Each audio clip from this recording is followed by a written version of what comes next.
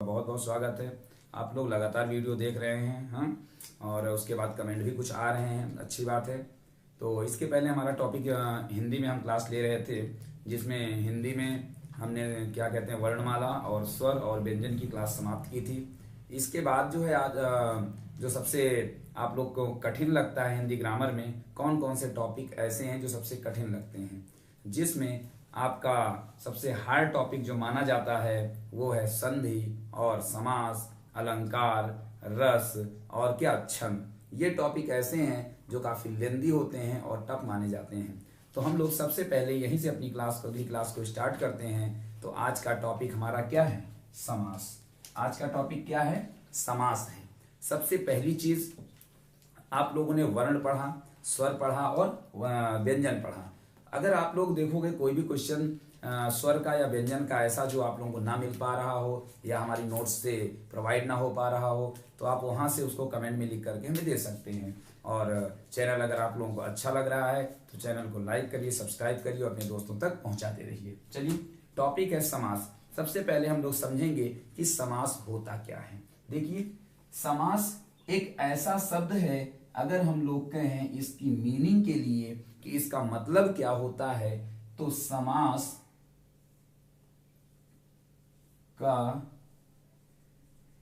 शाब्दिक अर्थ, समास का शाब्दिक अर्थ होता है संक्षेप।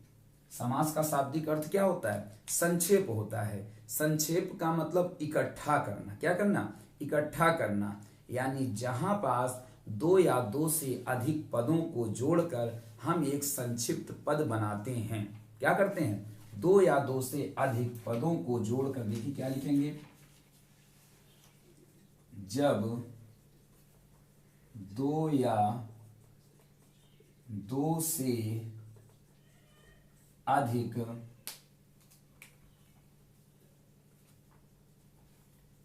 पदों को जोड़कर एक संक्षिप्त पद बनाया जाता है, तो उस संक्षिप्त पद को समास कहते हैं। क्या कहते हैं? समास कहते हैं। अर्थात समास का शाब्दिक अर्थ क्या है? संक्षेप। हमने क्या किया? दो वर्ण, तीन वर्ण को क्या किया? आपस में जोड़ा, और जोड़ने के बाद जो हमारा नया शब्द बना उसी को हम क्या कहते हैं? समास कहते हैं। जैसे आप लोगों को दिमाग में आ रहा होगा कि ऐसा तो हमारे पास संधि में भी होता था। तो संधि में ऐसा नहीं होता था। संधि में आप बात करिए तो संधि में हम कहते थे कि दो या दो से अधिक वर्णों को, दो या दो से अधिक वर्णों को जोड़ने के बाद जो शब्द प्रयोग हो रहा है वो संधि के रूप में होता है। लेकिन समास में दो या दो से अधिक पदों को जोड़कर, शब्दों को जोड़कर बनाया गया शब्द समास के अंतर्गत आता है। कैसे हम कहते हैं कि हाँ, दो शब्द, तीन शब्द, चार शब्द से जोड़ करके एक संक्षिप्त शब्द बना, तो अगर हम इसका एग्जाम्पल देखें तो हमें बात क्या होगी? समझ में आएगी। तो देखिए, हम लोग इसके उदाहरण में आते हैं। किस में आते हैं? उदाहरण में। उदाहरण में आप लोगों ने जैसे सुना होगा कि तीन बेड़ियां मिलती हैं जहां, हाँ, या आप ये कहते हो मंत्रियों में प्रधान है जो, तो जैसे आपकी क्वेश्चन आ गया या एग्जाम्पल आ गया कि मंत्रियों में प्रधान है जो। अब बताइए, मंत्रियों में प्रधान है जो, भाई बहुत सारे शब्द हैं, दो तीन चार पांच शब्द हैं। हम लोग इसे शॉर्ट में क्या कहते हैं, संक्षिप्त में क्या कहते हैं कि मंत्रियों में जो प्रधान है वो कौन कहलाता है? प्रधानमंत्री होता है। कौन होता है? प्रधानमंत्री होता है। तो हम ये थोड़ी ना कहेंगे कि प्रधानमंत्री जो है आपका क्या कहते हैं, संधि संधि हो रही है। नहीं, ये संधि नहीं हो रही है, ये समास हो रही है। क्योंकि यहाँ पास क्या है, दो से ज्यादा जो शब्द हैं, वह पद हैं, वो आपस में जुड़ करके एक नए शब्द की ओर हमें ले जा रहे हैं। दूसरा एग्जाम्पल आप ले सकते हो, जैसे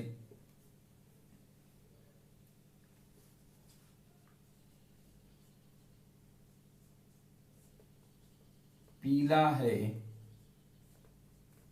वस्त्र जिसका, तो आप क्या कहते हो उसे? पीतांबर कहते हो। क्या कहते हो? पीतांबर कहते हो कि जिसके वस्त्र क्या हैं, क्या कहते हैं, पीले हैं, उसको हम क्या कहते हैं? पीतांबर कहते हैं। दूसरा आप कहते हो कि क्या कहते हैं, चक्र है हाथ में जिसके, क्या कहते हो?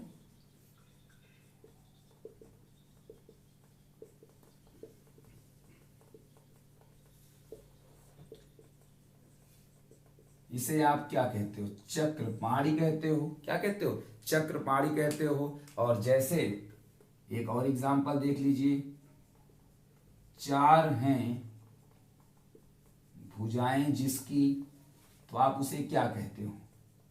चतुर्भुज कहते हो। क्या कहते हो? चतुर्भुज कहते हो। ये जो उदाहरण है ये आपको ये समझाना चाह रहे हैं कि आप देखिए 2 से 3 से ज्यादा पद या शब्द मिल करके आपको एक नए संक्षिप्त पद, छोटे पद की ओर ले जा रहे हैं। तो इनको हम पढ़ करके ये समझ सकते हैं कि यहाँ पे क्या है, समास हो रहा है। बात क्लियर हो रही है? तो समास बहुत आसान है, आप लोग अगर देखेंगे, नोट करेंगे और समझेंगे तो बिल्कुल भी आपको ये कठिन लगने वाला नहीं है। और अगर आपको समझ में आ रहा है, आपको लग रहा है कि नहीं हमें सरल भाषा में मिल जा रहा है, तो आप चैनल को क्या करिए, सब्सक्राइब करिए और लाइक करिए। तो देखिए यहाँ पे जो एग्जाम्पल प्रयोग हुए हैं इनमें क्या कहते हैं, 1 2 3 4, इन एग्जाम्पलों में आप देखोगे कि अलग अलग प्रकार से इसका मतलब निकाला गया है। तो जो अलग अलग प्रकार से इसके मतलब निकाले गए हैं, इसके अनुसार हम लोग समास के भेद भी पढ़ते हैं। क्या पढ़ते हैं? समास के भेद। समास के भेद तो आप सभी लोगों ने पढ़ा है कि 3 प्रकार हैं, 2 प्रकार हैं, 5 प्रकार हैं, 6 प्रकार हैं। लेकिन मुख्य रूप से अगर आप देखिए तो समास के मुख्य रूप से 4 भेद होते हैं। कितने भेद होते हैं? मुख्यतः 4 भेद होते हैं। कितने भेद? 4 भेद होते हैं। अब देखिए मुख्यतः 4 भेद होते हैं और उन चारों में अगर हम नाम लिखें तो सबसे पहले आपका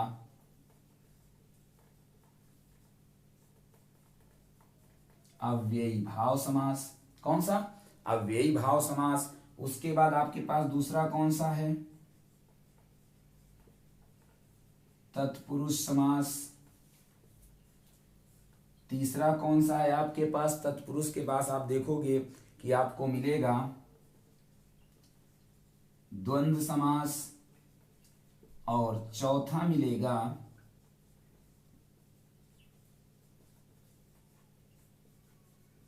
बहुव्रीहि समास।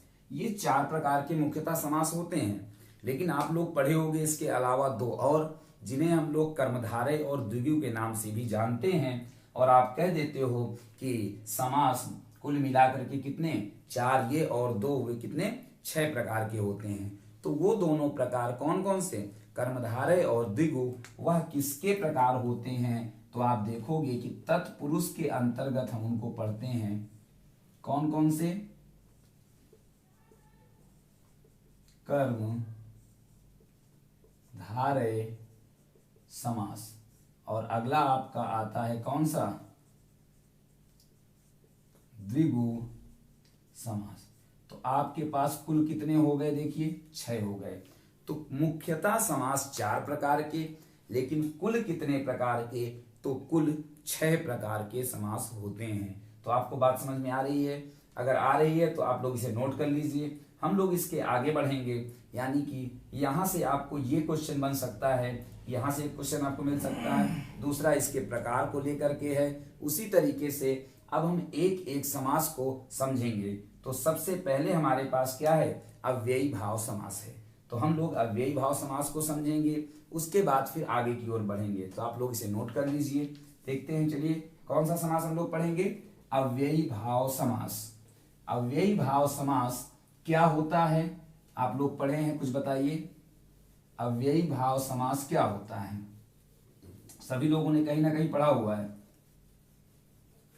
फिर भी हम आप लोगों को सही परिभाषा सही शब्दों में, सरल शब्दों में परिभाषा देने का प्रयास कर रहे हैं, और आप लोगों को लगेगा भी नहीं हमको हर जगह से जो है अच्छी परिभाषा मिल पा रही है। तो अव्ययी भाव समास जब आप पढ़ते हो तब आप ये कहते हो कि ऐसा समास जिसका प्रथम पद क्या हो, अव्यय हो। तो किसका? अव्ययी भाव समास का नाम से ही पता चल रहा है। पहला समास कौन सा है? अव्ययी भाव समास।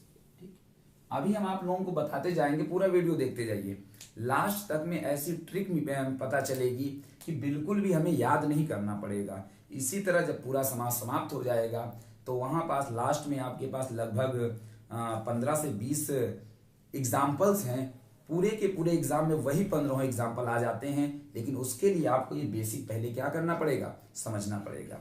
तो हमने बताया कि अव्ययी भाव समास क्या होता है? वह समास जिसका प्रथम पद क्या हो, अव्यय हो। क्या हो? अव्यय हो। तो लिख सकते हैं हम लोग, जिसका प्रथम पद अव्यय हो उसे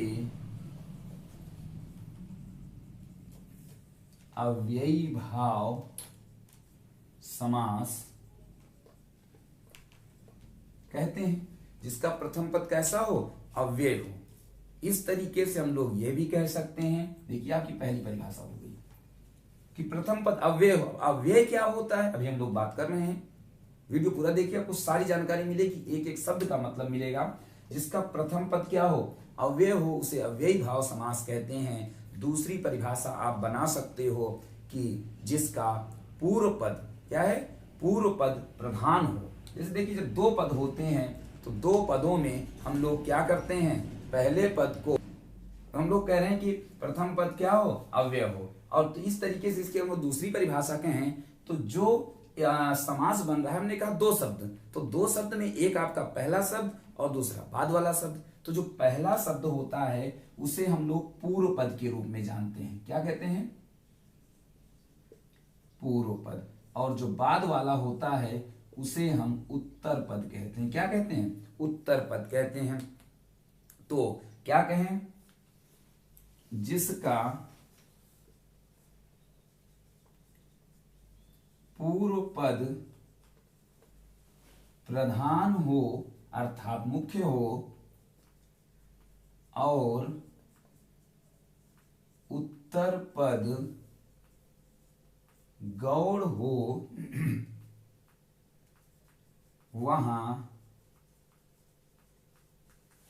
अव्ययी भाव समास होता है। ठीक है ना, ये परिभाषा बन गई है। अब यहां पे आपका एक वर्ड आ रहा था, एक शब्द आ रहा था कि अव्यय क्या होता है। क्या है, अव्यय क्या होता है? तो आप लोग जानते हैं, बताइए कोई, अव्यय क्या होता है? हम सुने ही होंगे ना, जब आप लोग पढ़े रहे होंगे, क्या कहते हैं, उपसर्ग प्रत्यय, तो वहां पे आपके पास अव्यय आया होगा।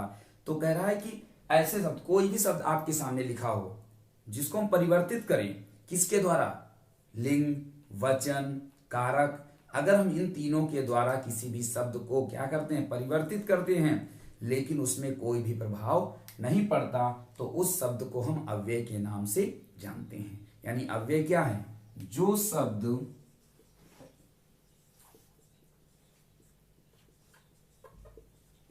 लिंग, वचन,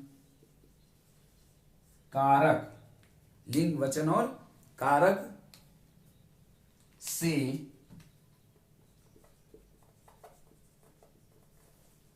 प्रभावित नहीं होते, उन्हें अव्यय कहते हैं। उन्हें क्या कहते हैं, अव्यय कहते हैं। आप लोग देखिए, एकदम ध्यान से इसको देखिए। और अभी हम लोग पढ़ क्या रहे हैं, अव्ययी भाव समास पढ़ रहे हैं। हम लोग पढ़ते पढ़ते कहां पहुंच गए, अव्यय में पहुंच गए। ये एक इंपॉर्टेंट शब्द, इसकी मीनिंग जानना जरूरी है। अब चलिए हम लोग आते हैं अपने पुराने टॉपिक में, किसमें, अव्ययी भाव समास को में हम लोग कैसे समझते हैं कि हाँ इस शब्द में अव्ययी भाव समास जुड़ा हुआ है। आपको एकदम आसान सी बात बताने जा रहे हैं, एकदम फॉर्मूला जिसको मैथ का कहते हैं। अगर आप उतना याद कर लो थोड़ी सी बात, तो कोई भी एग्जाम्पल आपके सामने आए, हमें लगता है कि मुश्किल ही कोई क्वेश्चन छूटेगा और आप बता पाओगे कि अव्ययी भाव समास होता है। ठीक है ना। तो देखिए, एक ध्यान से सुनिएगा कि अव्ययी भाव समास कौन से होते हैं। अगर हम जैसे आ से यहाँ तक याद करते हैं, का से यहाँ तक याद करते हैं, बहुत सारा हम लोगों ने याद किया, 11 वहां याद किया, 36 वहां याद किया। तो कुछ अगर हम आपको शब्द दे दें, 2 4 5 10 कुछ शब्द दे दें, छोटे छोटे शब्द हैं जिन्हें हम लोग उपसर्ग कहते हैं। क्या कहते हैं? उपसर्ग।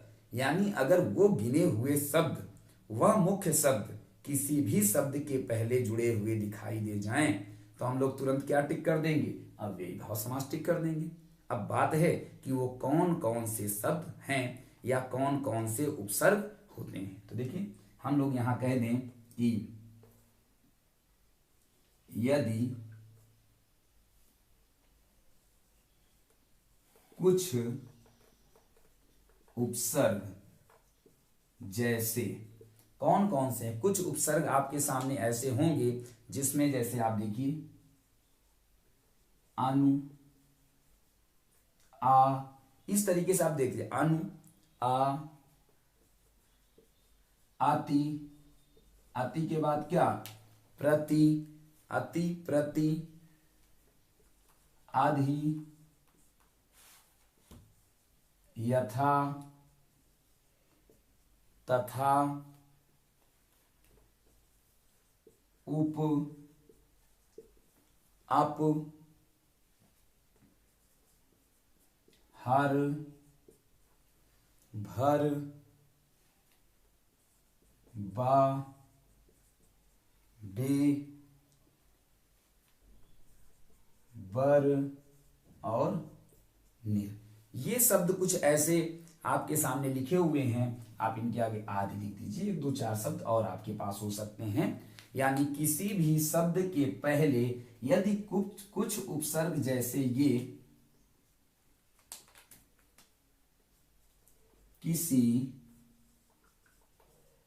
शब्द के पहले जुड़ते हैं, तो वहां अव्ययी भाव समास होता है। ठीक है। अब कैसे पता कि हाँ ये सही है? तो हम लोग इसके उदाहरण को समझ लें। उदाहरण को समझ करके हम जान जाएंगे, पता चल जाएगा कि हाँ इसमें अव्ययी भाव समास है। चलिए उदाहरण देखिए। आप लोगों ने देखा होगा क्वेश्चन में आ जन्म पूछता है, कई बार पूछा हुआ है। आ जन्म, प्रत्येक, क्या क्या है? आ जन्म, प्रत्येक, उपकार, प्रतिकूल। उपकार के बाद क्या? प्रतिकूल। प्रतिकूल के बाद अनुकूल। अनुकूल के बाद यथाशीघ्र। क्या है? यथाशीघ्र। उसके बाद बेइज्जती और आदि। मतलब आप देखिए कितना आसान हमने बना दिया। अव्ययी भाव समास सबसे कठिन समास माना जाता है, लेकिन कुछ मुख्य शब्दों को देख करके ये जो हमने यहाँ पे लिखा, आप लोग कॉपी में लिखते जाइए, क्योंकि यह जो है आपको एक जगह मिलने वाला नहीं है। और आपके एग्जाम के लिए आप आराम से बस कॉपी उठाओ और पढ़ लो चुपचाप, और पूरा का पूरा क्वेश्चन क्या होगा? फंस जाएगा। तो देखिए क्या कह रहा है यहाँ, हमने क्या समझा आज? अव्यय को समझा, अव्ययी भाव समास समझा। समास में अव्ययी भाव समास क्या होता है आप लोग एक बार रिपीट कर लीजिए कि जिस शब्द के पहले कुछ उपसर्ग अनु, आ, अति, प्रति, अधि, यथा, तथा, उप, अप, हर, भर, बा, बे, बर, निर आदि शब्द आते हैं, तो वो शब्द किस में आ जाते हैं? अव्ययी भाव समास में आ जाते हैं। तो अव्ययी भाव समास आप लोग समझ गए होंगे। तो हम लोग ये पूरा आप लोग देख लीजिए, बहुत सारे इंपॉर्टेंट क्वेश्चन इसमें बने हुए हैं नीचे की तरफ। इसके बाद हम लोग इसके से अगली वीडियो में सेकेंड टाइप में हम लोग क्या है पहुंचेंगे और देखेंगे कि हाँ अव्ययी भाव के बाद जो हमारा सेकेंड नंबर पे है कौन सा, वो समास हम लोग पढ़ेंगे। कौन सा समास बताइए आप लोग? अव्ययी भाव के बाद कौन सा समास पढ़ेंगे? तत्पुरुष समास पढ़ेंगे। तो आप लोगों को वीडियो कैसा लगा कमेंट करके हमें जरूर बताइए, लाइक करिए और सब्सक्राइब करिए और अगली वीडियो का इंतजार करिए।